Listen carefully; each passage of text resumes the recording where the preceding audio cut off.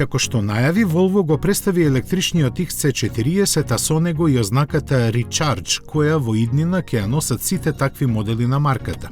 Ке ги има многу, бидејќи швеќаните очекуваат до 2025 година да сочинуваат половина од продажбата. И навистина ќе биде така ако судиме според XC40 Recharge, кој доаѓа со два електромотора.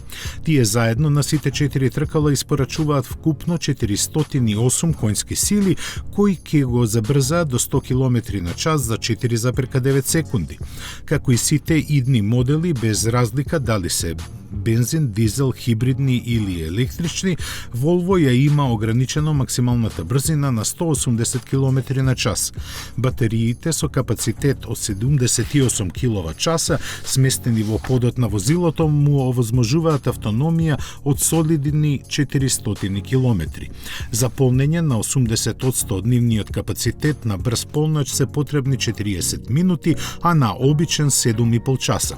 Внатрешноста е позната од другите XC40 модели, со таа разлика што доаѓа со нов Google Android инфозабавен систем.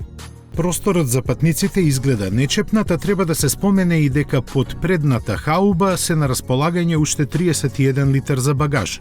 Почетокот на продажбата е најавен за идната година, а за цените се шпекулира дека би стартувале од 40.000 евра.